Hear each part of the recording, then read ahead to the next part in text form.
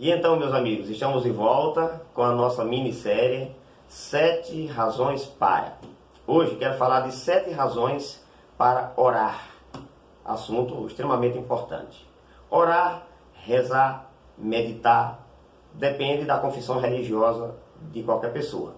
Eu vou me apegar à palavra orar por causa do forte sentido bíblico dessa palavra, ok? Vamos lá. Em primeiro lugar, na carta escrita aos Tessalonicenses, na primeira carta, capítulo 5, verso 17, o apóstolo Paulo, que é o escritor, diz o seguinte, é um dos versos menores da Bíblia: orai sem cessar. Então, primeira razão para orar. A oração é a respiração da alma. Então, quando Paulo diz orai sem cessar, seria passar 24 horas de joelhos? Claro que não. Seria passar 24 horas de olhos fechados, comunicando com Deus? Não. Embora você possa orar a todo momento, porque tanto um executivo de uma grande empresa como uma dona de casa, à medida em que ele desenvolve os trabalhos, podem conversar com Deus, podem remeter-se a Ele, podem confiar nele. E isso vai exatamente cumprindo esse ensinamento de Paulo que diz orar sem cessar. No entanto, quando gastamos um tempo específico e de qualidade de manhã cedo, ou na hora que cada um preferir, com Deus, quando gastamos esse tempo com Ele, a força dessa oração, a força desse momento, dessa hora tranquila, podemos assim falar, nos acompanha o dia inteiro. E aí, ao enfrentar os embates das demandas do dia a dia, vamos encontrar então o cumprimento desse texto, orar sem cessar, porque a bênção que nos virá, que advém desse momento com Deus, vai nos dar força para enfrentar as lutas da vida. Por isso, o orar sem cessar, ok? E esse é o primeiro motivo. A oração é a respiração da alma. E se tem uma coisa que a gente faz sem cessar, é respirar, ok? Segunda razão para orar. A oração é, por assim dizer, um golpe no egoísmo. Porque ninguém, quando se ajoelha ou em pé, independe da posição, na verdade, quando você está orando, você menciona família, amigos, pessoas mais próximas. E quando isso acontece, a gente se desinstala de nós mesmos e vamos ao encontro daquelas pessoas que nós amamos e que fazemos referência no nosso momento de oração. Isso é muito interessante. A oração é um golpe no egoísmo. Olha a segunda razão de por que orar. Terceira razão. A ciência já descobriu que quando as pessoas oram, especialmente quando estão em mesa de cirurgia, e eu já ouvi e li de médicos, de cirurgiões que olham para o seu paciente e falam o seguinte: você é religioso? Você ora, reza, medita? Independente de sua religião, comece a praticar esse exercício, porque isso predispõe a nossa mente para situações de risco. Então estou te dando aqui um terceiro motivo, e esse é científico, para a oração.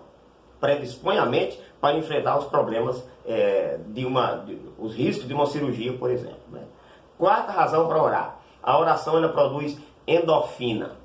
Ou seja, no momento que você está conversando com Deus, você volta-se para alguém que é poderoso, para alguém que sabe como lidar com os seus problemas, para alguém que te entende, te compreende, principalmente porque Jesus, que é o nosso intercessor, também tornou-se humano e sabe o que acontece conosco no dia a dia. Quando isso acontece, a nossa mente libera endorfina. E a endorfina, você já sabe, é o hormônio do prazer. Isso ajuda em quê? Diminui os batimentos cardíacos, portanto ajuda, inclusive, a controlar a pressão arterial. Segundo lugar, desacelera o pensamento. E vivendo num tempo em que a síndrome chamada SPA, síndrome desenvolvida pelo psiquiatra Dr. Augusto Cury, síndrome do pensamento acelerado, ele fala SPA. No tempo que estamos vivendo, que isso faz todo sentido, orar para desacelerar o pensamento, deixar a mente descansar, é super importante. Então eu estou te dando aqui o quarto motivo, a quarta razão de por que orar. Então você promove em seu organismo, promove em seu corpo um estado de prazer, porque você está se voltando para aquele que tem condição de resolver o seu, o meu e o problema de todo mundo. Quinta razão de por que orar. A oração é, por assim dizer, uma sessão de terapia. E sessão gratuita, né? Diga-se de passagem. Embora, é lógico, eu não estou desconsiderando os profissionais dessa área, E é claro que precisa ser consultados quando há necessidade. Mas quando você ora, você tem um momento de encontro com aquele que diz o seguinte, ó, eu conheço a tua ansiedade, coisa do futuro, né? Ansiedade é excesso do futuro, né? E também sou eu quem trabalho e conserto os traumas que você traz, ou seja, o excesso do passado. Então, quando você está orando, você tem uma sessão de terapia. Você consegue trabalhar, Deus consegue trabalhar em você os traumas do passado, claro, isso é traumático, só é trauma porque foi uma experiência passada, e ao mesmo tempo a ansiedade, que é um excesso de futuro. Porque a própria Bíblia diz assim, ó, lançando sobre ele toda a vossa ansiedade, porque ele tem cuidado de vós. Sexta razão pela qual devemos orar. A oração produz humildade.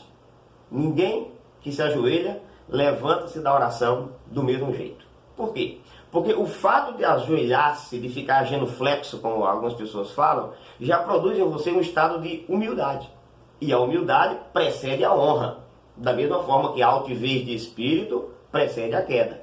Então, ao nos ajoelharmos para orar, estamos promovendo essa coisa importante do ser humano, a humildade. Quando você junta as mãos, você está dando um sinal de que se rendeu. Olha que coisa interessante.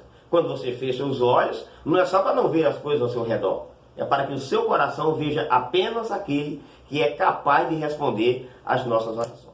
Então, veja o que promove a oração. A sexta razão, ela promove humildade, promove dependência. E, por fim, a sétima razão, a oração nos leva a querer conhecer aquele a quem estamos nos dirigindo. Olha que coisa interessante. Sempre a gente quer conhecer aquela pessoa com quem estamos falando. Isso seja numa conversa informal, no ônibus, no metrô, com o vizinho, seja com o WhatsApp, seja nas redes sociais, você quer conhecer a pessoa com quem você está conversando. A oração é a mesma coisa. A gente tem desejo de saber quem é aquele a quem estamos nos reportando. E aí, ela te leva naturalmente à palavra dele, a Bíblia. Dessa forma, criamos um sadio diálogo. Quando oramos, nós falamos com Deus. Quando lemos a Bíblia, Deus fala conosco. E dessa forma, temos uma interação com aquele que é o Criador de todas as coisas, praticando algo maravilhoso chamado a oração. Te dou o mesmo conselho de sempre. Leia a Bíblia. Porque quando lemos a Bíblia, nós estamos juntinho do autor dela. É o único livro que o autor está junto daquele que a lê.